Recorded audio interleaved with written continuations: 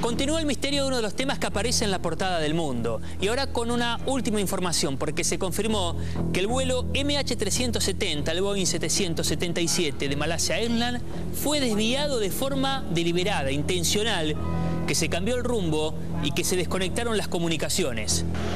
De esa manera, quien recién estaba en imagen, el primer ministro de Malasia, Najib Razak, comunicaba esta nueva noticia. Textual dijo: el recorrido del avión hasta que salió de la cobertura del radar militar primario, el de Malasia, es consistente con la acción deliberada tomada por alguien en su interior.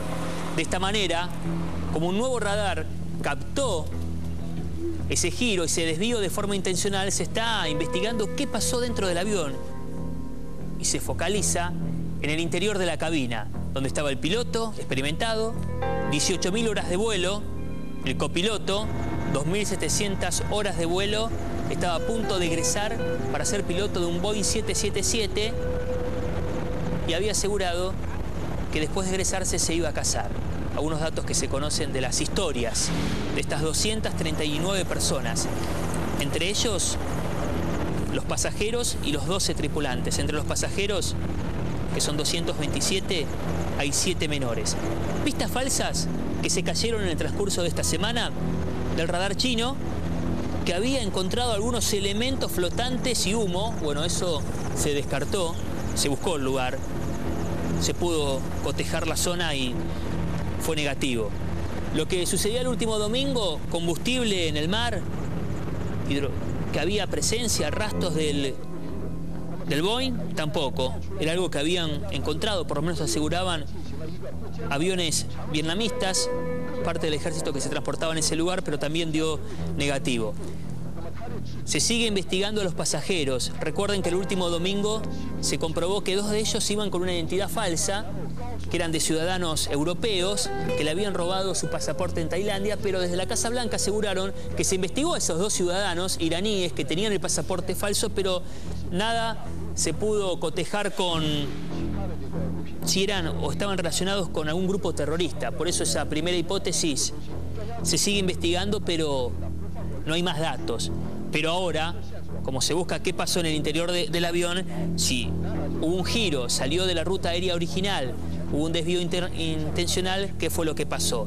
En esa línea de hipótesis del secuestro o del piloto suicida, las autoridades de Malasia que están investigando el caso decidieron allanar la casa del piloto y del copiloto. En la casa del piloto le encontraron un simulador, da las características de un piloto, puede tenerlo si los recursos económicos se lo permiten, y en la casa del copiloto no se encontró nada extraño. Sí, una particularidad que tenía este copiloto de sacarse fotos con mujeres en el interior de la cabina. Hasta la empresa Malaysia Airlines tuvo que sacar un comunicado que no es protocolar y no es una rutina de un copiloto sacarse fotos en pleno vuelo con mujeres en el interior de la cabina, como después se difundió. Se está investigando absolutamente todo.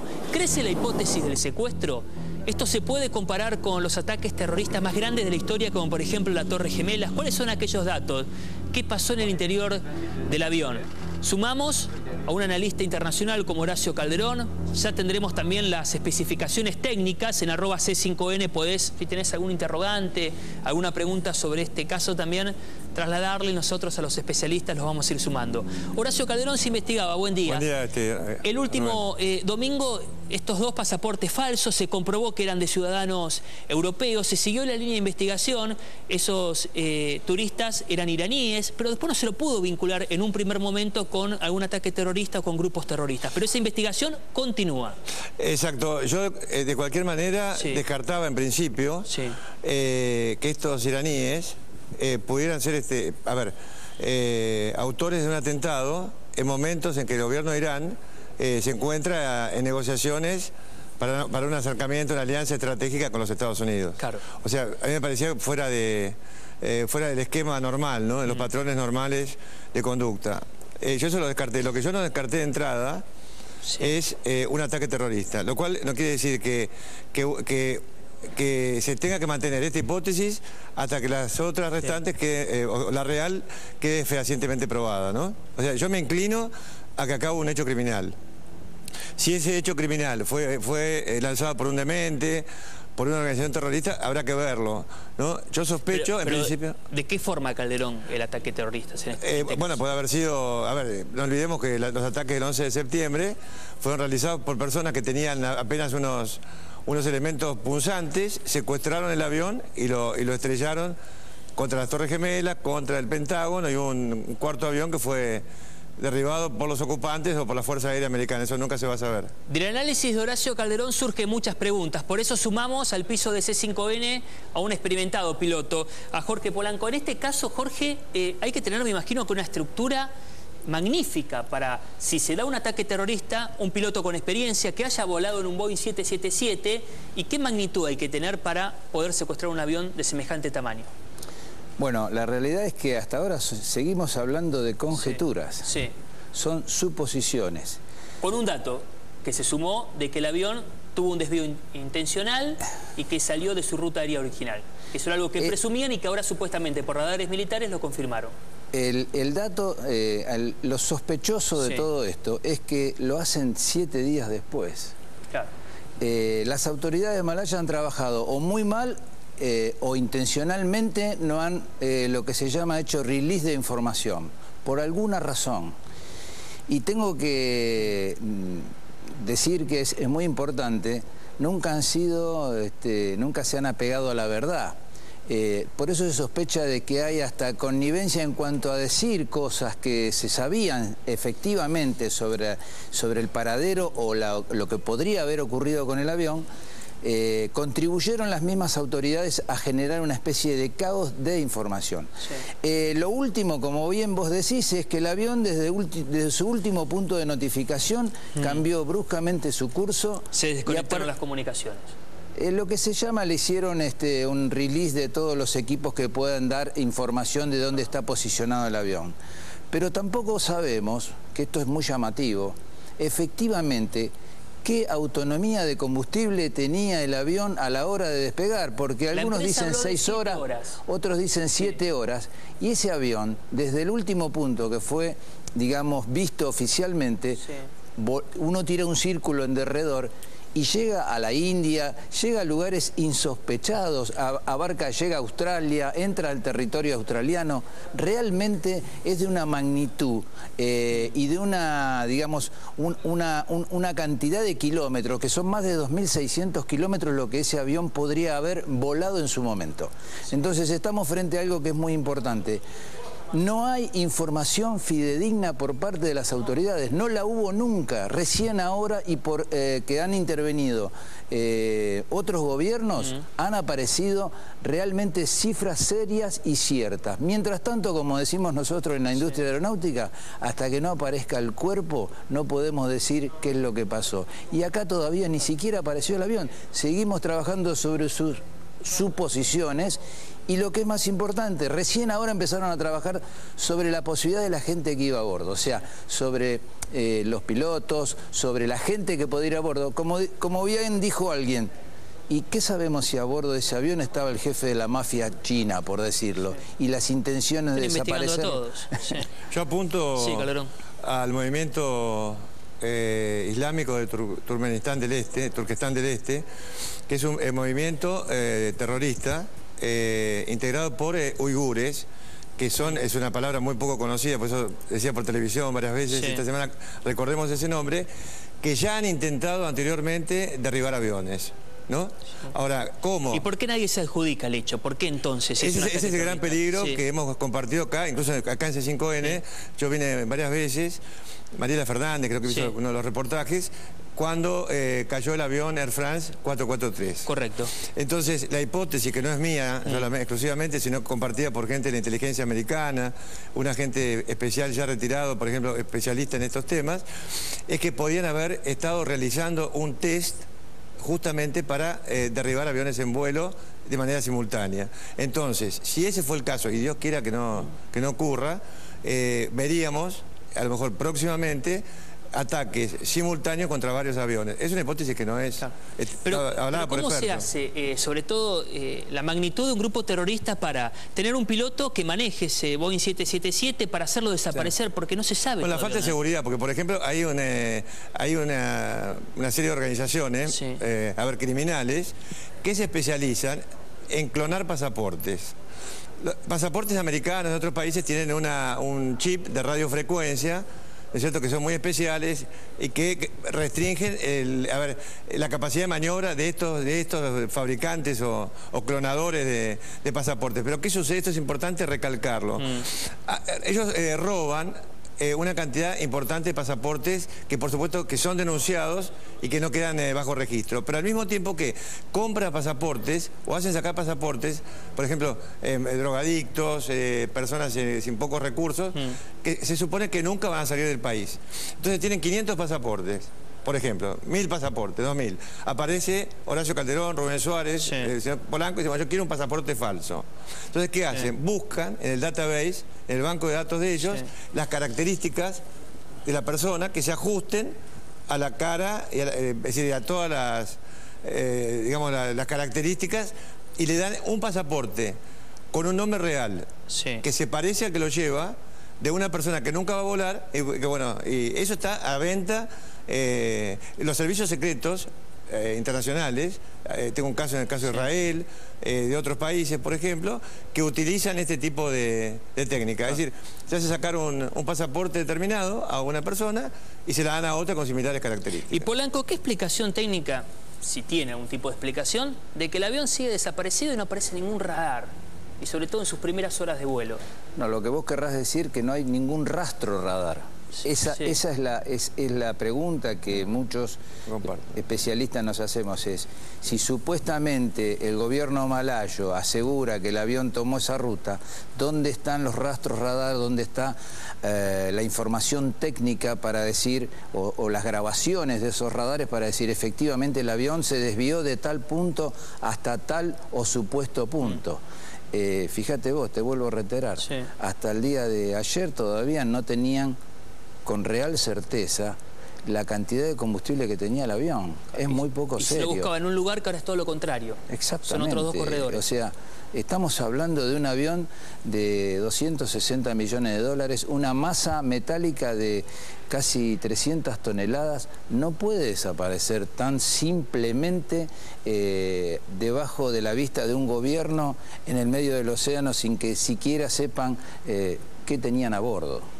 Claro, hay muchos datos que se conocen y lo queremos compartir con la experiencia que tiene Jorge, también con el análisis de Horacio Calderón, porque se está investigando a toda la tripulación y a todos los pasajeros. Se hicieron allanamientos, te llama la atención a la casa del piloto y del copiloto. El piloto tiene 18.000 horas de vuelo. Esto es un piloto experimentado, ¿no? El copiloto no, se llama Farouk Abdul Hamid. Y tiene el copiloto 2.763 horas de vuelo y estaba a punto de egresar como piloto de un Boeing 777. Primero, Jorge, se allanaron, es un piloto experimentado.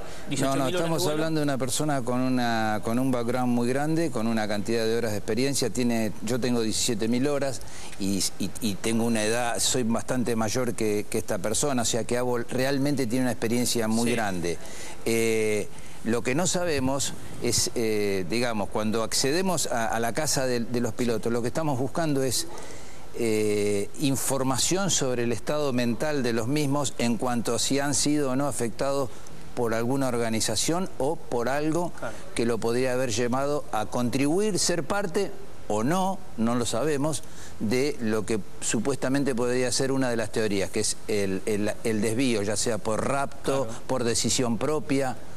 Pero que tampoco está confirmado efectivamente que fuese en la dirección que lo marcan, porque el radio es de 2.600 kilómetros. Es que le encontraron en ese allanamiento un simulador al piloto, y algunos marcaban, pero es algo característico. No, lo hacen, pero lo tienen todos aficionados a la aviación. Eso no es un indicativo de nada peligroso. Lo pueden hacer la gente que hace este trabajo, lo ama, lo apasiona y permanentemente es como que mantienen una cercanía con su trabajo, y hay gente que ni siquiera es profesional y también tiene un gran simulador en su casa. Se lo vamos a meter en el allanamiento también del copiloto, pero Calderón, si desviaron definitivamente este avión, lo sacaron de la ruta aérea original, ¿A dónde aterriza? ¿A dónde lo llevan? Bueno, ¿Qué estructura hay que tener? Ahí yo le preguntaría justamente al señor Polanco, por ejemplo, la pista, ¿debe tener 3.000 metros? Y tiene que tener una longitud de aproximadamente no menos de 2.500 metros para operar, o sea que a donde fuere es muy difícil esconderlo, porque ya que hay 14, 15 países trabajando con información satélite, no se les podría escapar nunca el avión, salvo que lo hayan escondido bajo tierra o en un lugar muy... En el caso de aterrizar en algún lugar. Por eso. Claro, en el caso de Entebbe, cuando Idi Amin era presidente y aterrizó el famoso avión que luego rescataron, etcétera, que todos conocemos por estas películas que se han producido al respecto, había complicidad en gobierno, pero no había en ese momento a lo mejor la tecnología que existe actualmente.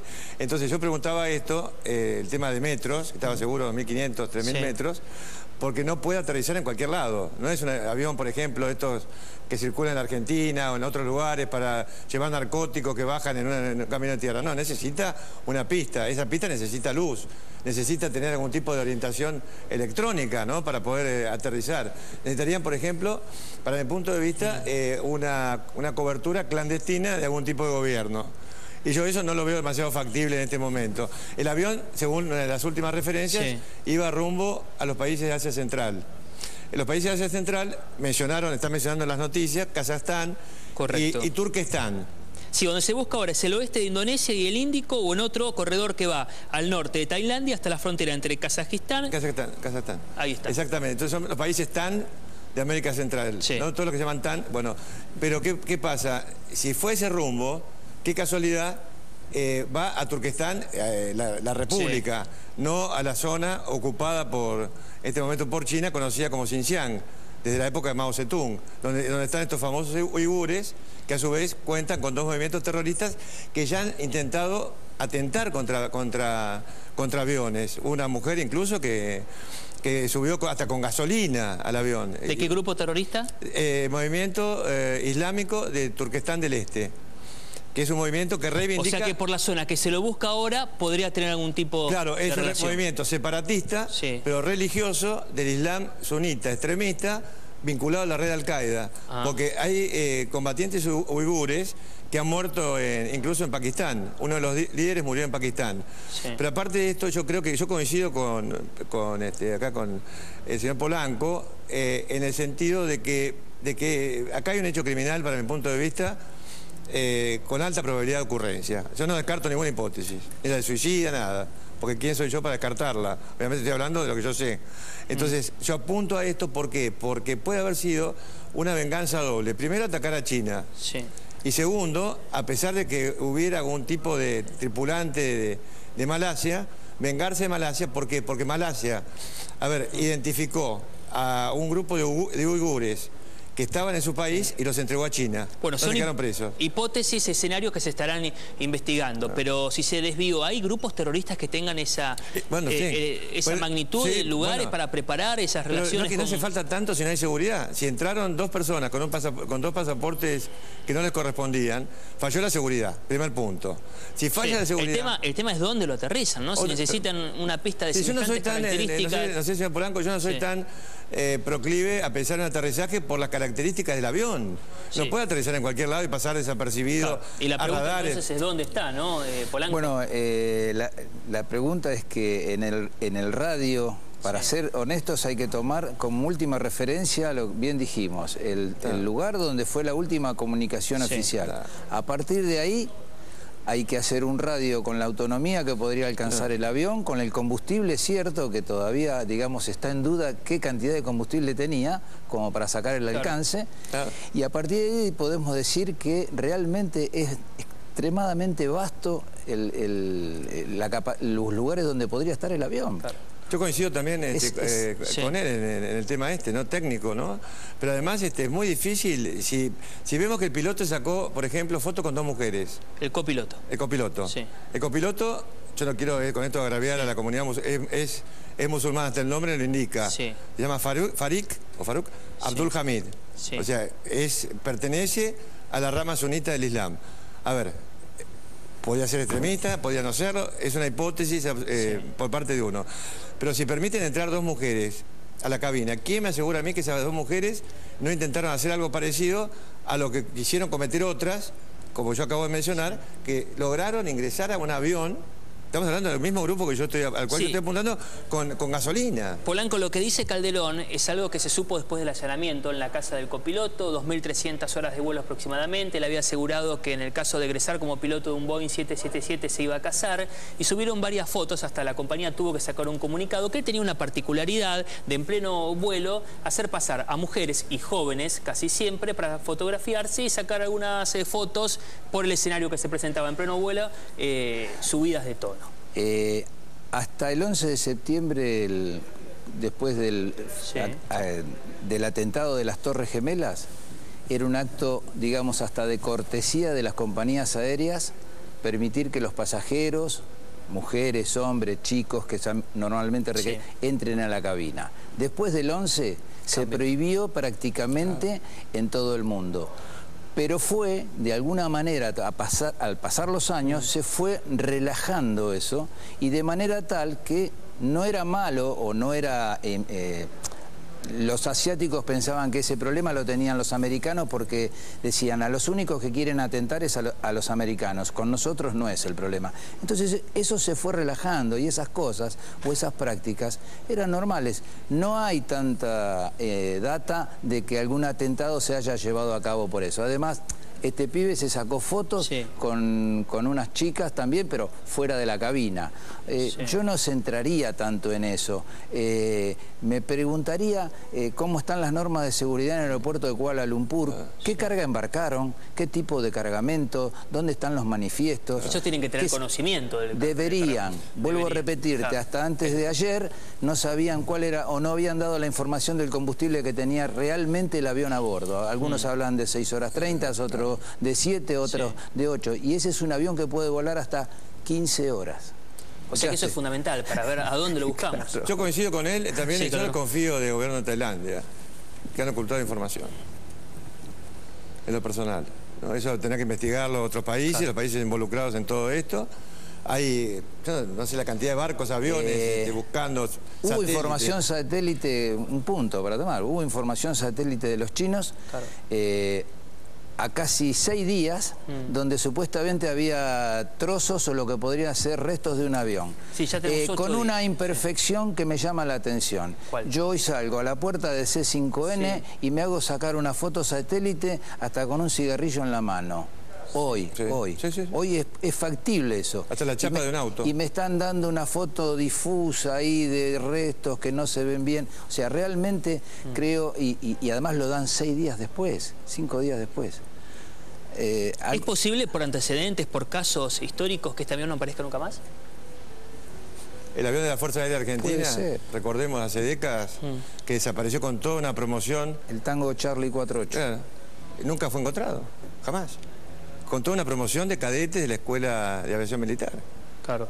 En este caso, Polanco, se está investigando a todos los tripulantes, a todos los pasajeros, lo que marcaba Calderón también, los 2 que tenían identidad falsa. Y se busca establecer con estos allanamientos a las casas del copiloto y del piloto y del copiloto el perfil psicológico psiquiátrico de cada uno de ellos. En esto se va a construir a ver si se trata o no de un piloto suicida también. En esos datos que se van buscando, ¿puede ser también el caso? ¿Qué tendría que...? Todo es posible, todo puede entrar dentro del campo de las suposiciones, y bien decíamos hoy, además el que vamos a hablar vulgarmente, el que se vuelve loco no avisa. A veces estas cosas suceden, o por eso es importante entrar a la casa de ellos y saber quién eran sus contactos, qué era lo que estaba. Algo siempre dejan, algún rastro van dejando de lo que podrían llegar a haber hecho o no. Ahora no lo sabemos. La familia misma es parte de esta investigación. Y sí. ¿Piloto suicida es la otra hipótesis, Calderón?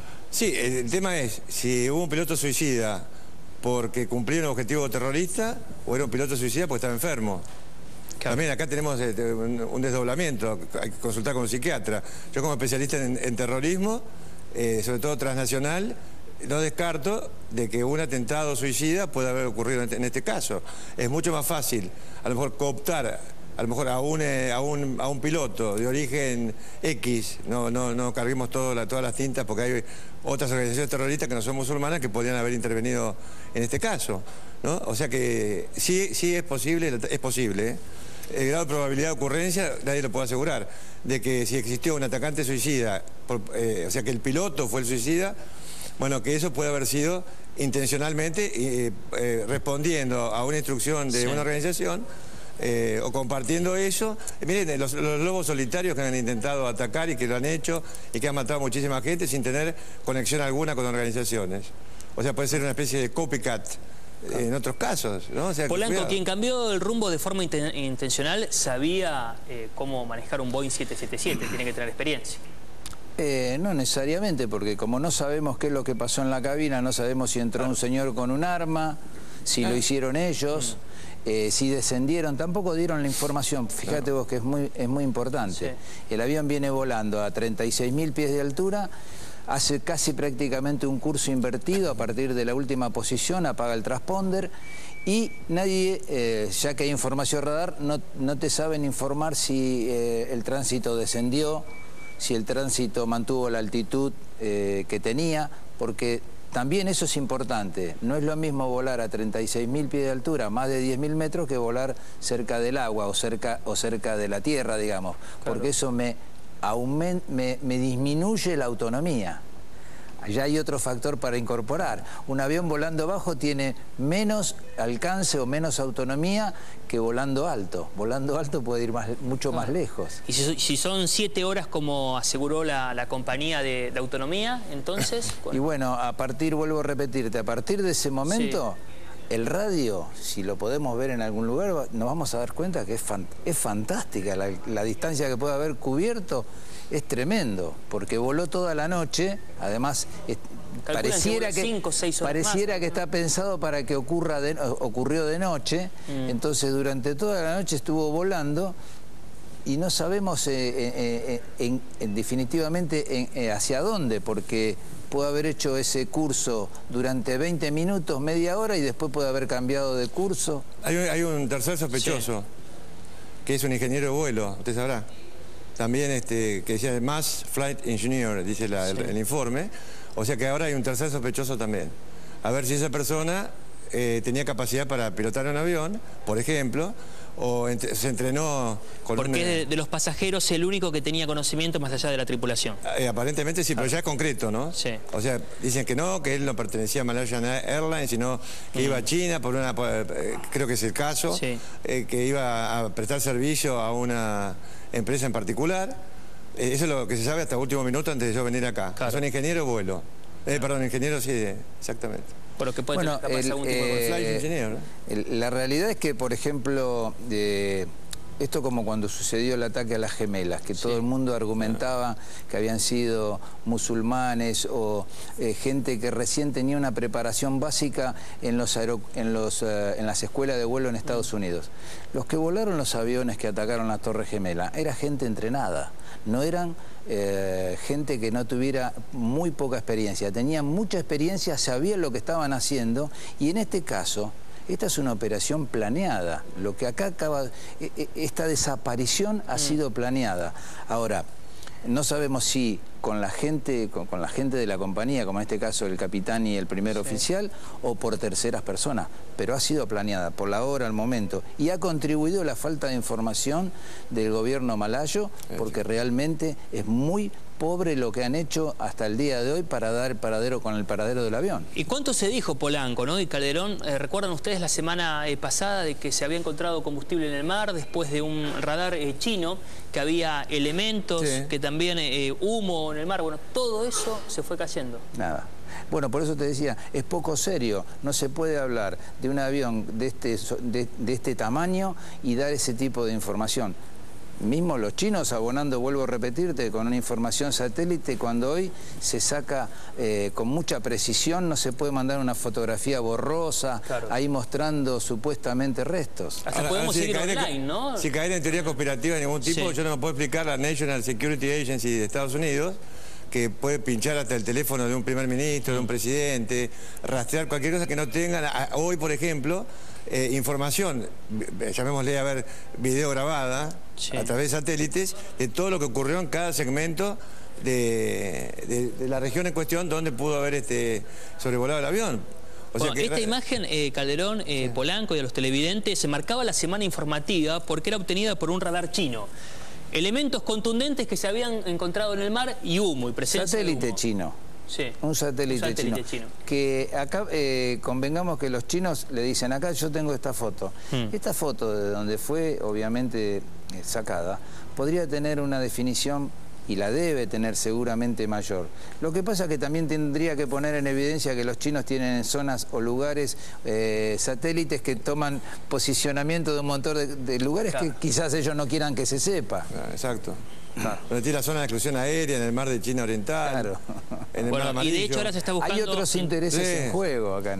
Con Japón también. Entonces acá hay una cuestión para mí muy compleja, ¿no? Y se irá dilucidando cuando esto aparezca, si es que aparece. Yo recalco, hace creo que 4 décadas, ¿no? Desapareció un avión que llevaba toda una promoción de la Fuerza Aérea Argentina y nunca más se supo. Si cayó en la selva, si cayó en el mar, no apareció ni resto, pero pensar en estos tiempos con tantos controles aéreos... Cuando fue el caso del Air France 447, yo esa noche estaba volando, estaba en 2 horas detrás en la ruta.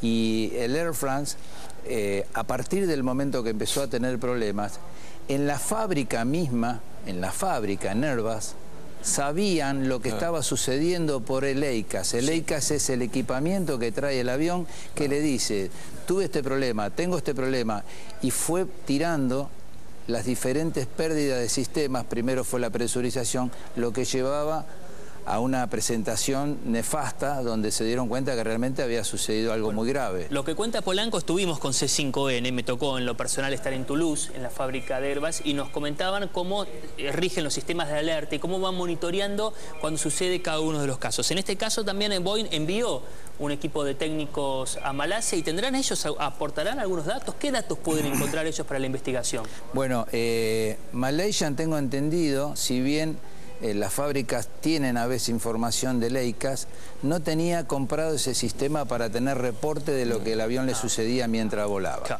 Primero es eso. Segundo, se manifiesta que Rolls-Royce, que es el fabricante de los motores que equipaban esta aeronave, sí tenía información, que es de donde empieza a surgir la primera información o hipótesis de que el avión voló 5 horas más a posteriori del último reporte que se conoce.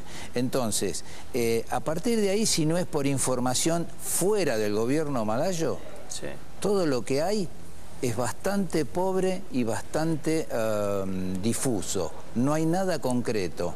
Vuelvo a repetirte, es increíble que a 4 o 5 días no se haya dado ni la nómina, ni saber quiénes iban efectivamente a bordo, ni saber efectivamente qué combustible se llevaba, ni saber efectivamente qué era la carga que podía tener el avión a bordo, porque... ¿Qué modifica? ¿Qué puede modificar eso? Y eso orienta la investigación, al menos. Por ejemplo, no es normal que se hayan relajado los chequeos que se hacen para la carga en un aeropuerto como Kuala Lumpur, porque como bien te decía, en Asia piensan, este problema de los ataques terroristas lo tienen los americanos, el problema es con ellos generalmente, no con nosotros. Entonces son muy vulnerables los aviones para subirle carga que no es la deseada, digamos, o para... Como dijo hoy, que estábamos hablando de la gente, se suben gente con pasaportes falsos, que bueno, también se investigó y se dieron cuenta de que no pasaba tampoco por ahí, en principio. Claro, hay un tema que ha pasado desapercibido acá en la Argentina, por ejemplo. Semanas atrás, el gobierno de los Estados Unidos, la Agencia de Seguridad de Transporte de Estados Unidos, traducido al castellano, dio una alerta para que se prohibieran los vuelos, o sea, con equipaje de mano, todo tipo de gel, de líquido, e inclusive especificaron concretamente tubos de pasta dentífrica. ¿Por qué? Porque se ha descubierto que los terroristas, hay uno que es el experto mundial en todo esto, que lo están buscando obviamente para matarlo o anular sus acciones, para llamarlo de otra manera, han desarrollado una tecnología para usar dentro de un tubo dentífrico explosivos. Que eso ya lo usó Corea del Norte. Esa táctica la usó Corea del Norte, creo que hace 20 años atrás, que consiguieron derribar un avión justamente... Y había una alerta por ese tema. Claro, pero ¿a dónde era la alerta? Los vuelos que fueran de Estados Unidos o de cualquier otro país con destino a Rusia, con motivo de las Olimpiadas de Sochi. Y hablando del 4-4-3, Sí. porque eso yo lo planteé acá, no como una hipótesis mía, sino de la inteligencia americana en su momento, ellos temen que se esté ensayando algún tipo de táctica nueva para derribar aviones. Entonces, me preguntaban, por ejemplo, ¿por qué nadie reivindica esto? Porque si reivindican esto como parte de un atentado terrorista, descubren la nueva táctica que podrían utilizarla, por ejemplo, contra múltiples vuelos, cuando pasó, creo, usted me corregirá, en 2006. Ahora no se reivindican más, se hacen las cosas. Sí.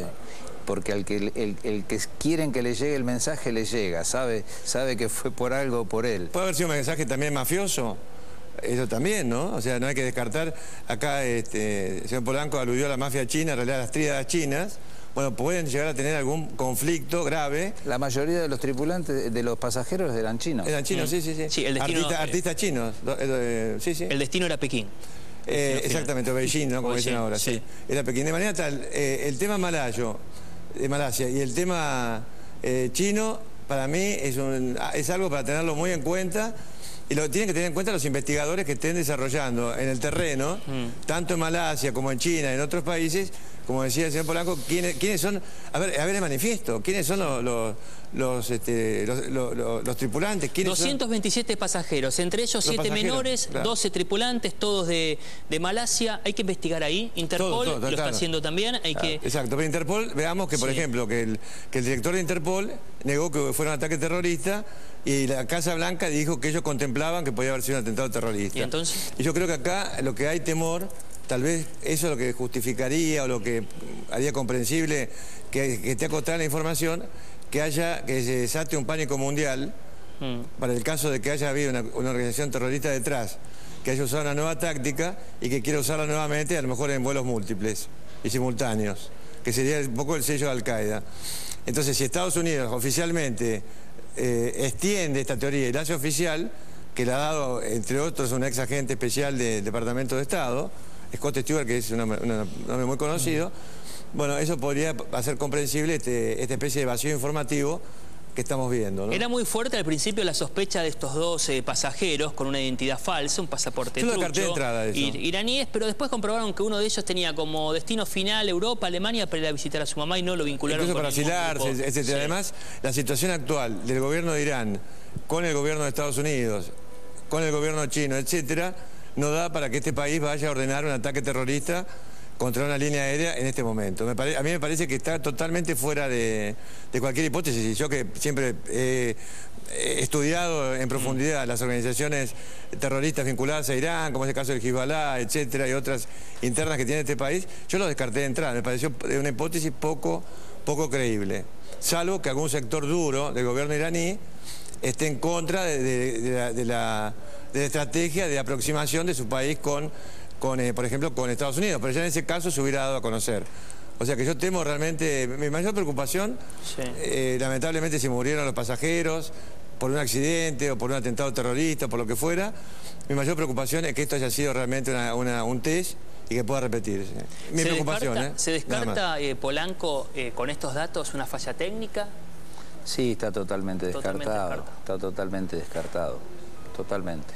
Porque esto sí no tendría que haber quedado registrado, todo. Sí, bueno, pues si hubiese sido una falla técnica, hubiese habido posibilidad de encontrar rápidamente el avión cerca de la posición de su ruta original, en fin. Los transponders, perdón que le pregunte, ¿no? Los transponders hubieran seguido funcionando. Claro. No, eso fue deliberadamente. Sí. Deliberadamente, en apariencia, fueron apagados. Sí. Explíquele a la gente bien, técnicamente.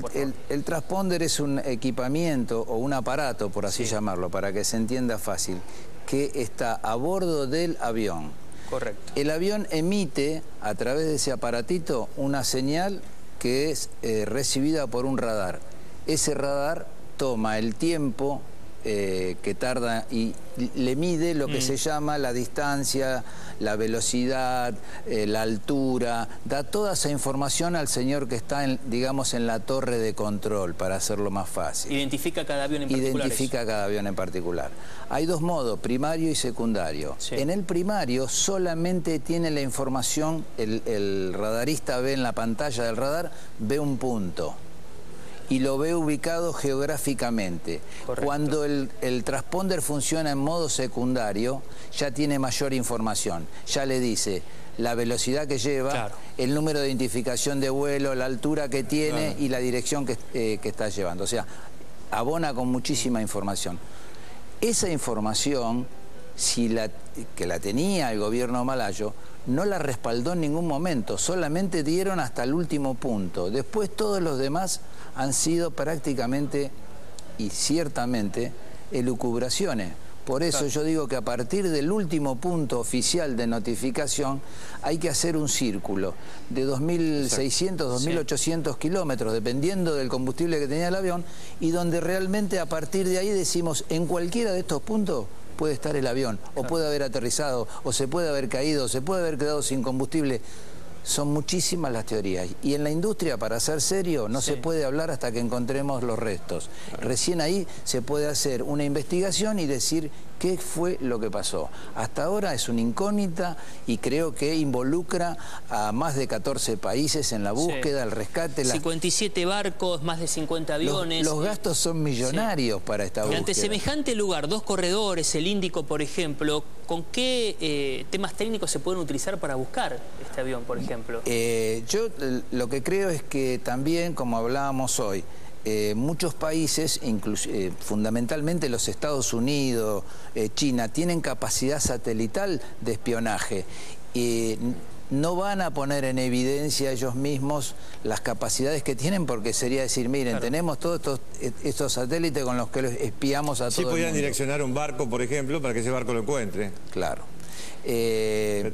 Si hubiese restos, ya los tendríamos que haber encontrado. Claro. Deberían haberlos encontrado, salvo que estén en alguna condición muy particular por los cuales no se puedan ver. Si no, sigue siendo un misterio hasta el día de hoy. Algunas preguntas que se hace la gente con mucha atención en casa, por ejemplo, y en esta oportunidad se lo trasladan a través de @C5N Twitter a Jorge Polanco. ¿Hasta dónde técnicamente, para no desintegrarse, por ejemplo, un avión puede subir? El avión puede subir a lo que se llama su techo máximo operativo. En este caso, un 777 tiene como máxima altitud 41.000 pies de altura. Técnicamente estamos hablando más de 13.000 metros. Claro. Bueno, y esto tiene que hacerlo, me imagino, piloto con tiene que estar, no, pero no tiene que tener ni mayor ni menor experiencia. Nosotros cruzamos el Atlántico para ir a Madrid y llegamos, el avión a medida que va consumiendo combustible va ascendiendo para volar en lo que se llama en su peso óptimo, y llegamos a Europa a casi a 41.000 pies de altura. Claro. Entonces, no es que sea una condición extremadamente diferente o particular, es la altitud que el avión vuela por el peso que tiene, consume menos combustible y le da mayor autonomía. Se utiliza comercialmente, obviamente, para gastar menos combustible. El avión vuela a esa altitud normalmente y no hay que estar súper entrenado ni es nada diferente. ¿Cuántos años de experiencia, Polanco, la suya? Pues muy interesante escucharlo. Estoy volando hace 34 años en Aerolíneas Argentinas y va a ser ya 42 años que vuelo. ¿Qué puede pasar en la cabeza de un piloto si se da esta otra hipótesis de un piloto suicida? ¿Cuáles son esos exámenes que ustedes, me imagino, que diariamente son sometidos? Pericias. En todas partes del mundo el trabajo del piloto, digamos, de una línea aérea, muy poca gente sabe que en realidad nosotros renovamos el contrato laboral cada 6 meses, porque cada 6 meses tenemos que pasar un chequeo técnico que nos dice si podemos seguir volando, o cada 6 meses tenemos que pasar un chequeo médico que nos dice precisamente si podemos seguir volando. Dentro de ese chequeo médico hay un examen psicológico que abona la posibilidad de que alguien que pueda manifestar que tiene algún desequilibrio sea detectado en tiempo y en forma. No obstante, hay que reconocer que han sucedido cosas a pesar de esos exámenes que no lo han podido evitar. Claro. Yo creo que un atacante suicida es muy difícil de detectar, tal vez hasta desde el punto de vista psiquiátrico. Pero en este caso, lo que no se entiende, por lo menos desde este punto, si es un piloto que tiene tantas horas de vuelo, con tanta experiencia, con algo acreditado, 18.000 horas de vuelo. Si queremos hablar de locura, no importa las horas que tiene. Bueno, eso también.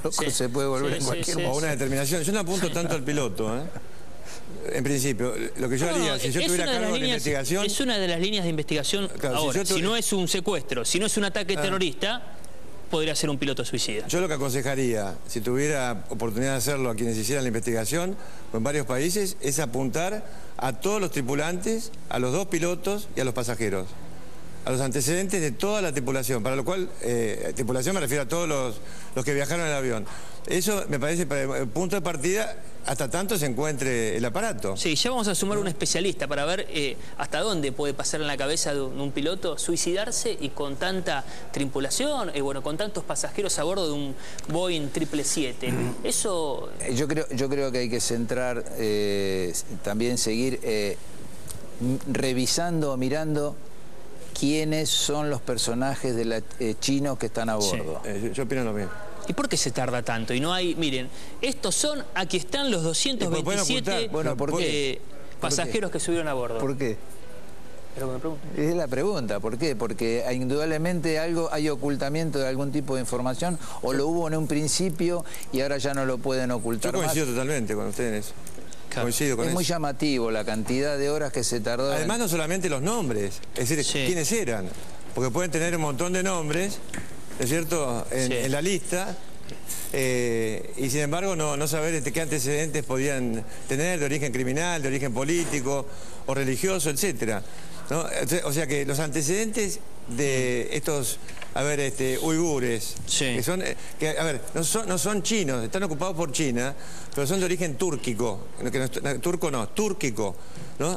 Como los de Turquestán que yo acabo de mencionar. Entonces, si fue en esa dirección el avión, justamente en esa ruta hacia Turquestán, es un dato a tener en cuenta. Pero yo creo que hay que investigar a todos los miembros de la tripulación, a todos los pasajeros, sus antecedentes, sus conexiones, etcétera, lo cual puede tardar meses también. Claro. Calderón, Polanco, en un momento de la entrevista se preguntaban, y ante algunas preguntas decían, bueno, esto lo tiene que definir o saber un médico psiquiatra, acerca del perfil del piloto y del copiloto. Lo sumamos al doctor Hugo Marietán. Hablábamos, si una de las hipótesis, doctor Marietán, es un piloto suicida, ¿qué pasa en la cabeza, no? De cumplir su función en una plena actividad comercial, subirse a bordo con 227 pasajeros, con una tripulación, todo completo, y si se da, llegar a semejante hecho criminal. Claro, pero para el suicidio se produce a través de todo un proceso psíquico, no es algo que se produce de inmediato.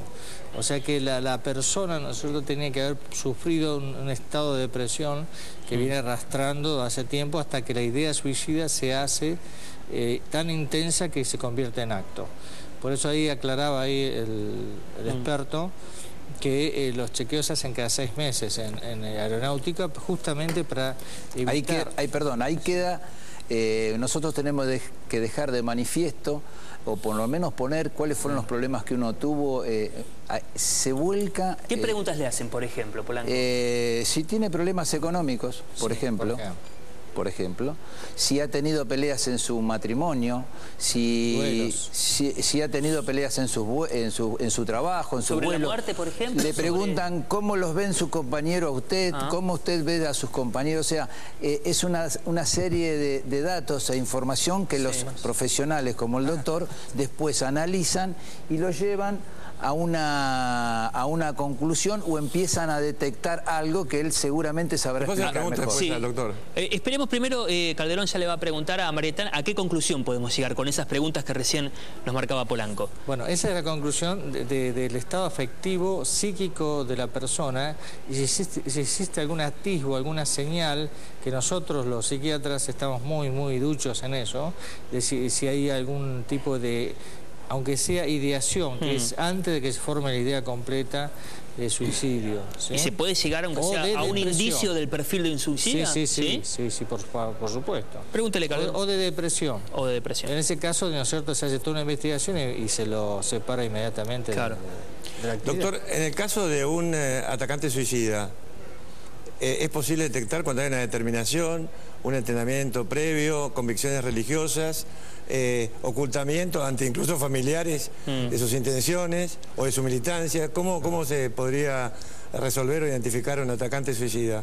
Esa es otra cosa.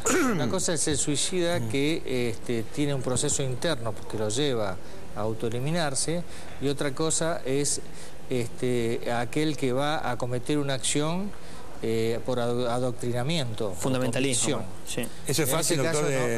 Perdón, es extremadamente difícil de... Es extremadamente difícil, hasta ese punto iba yo. Es extremadamente difícil captarlo porque esta persona está imbuida de toda una postura de lucha o de religiosa o de lo que sea, con lo cual, ¿no es cierto?, se convierte en un actor, ¿no?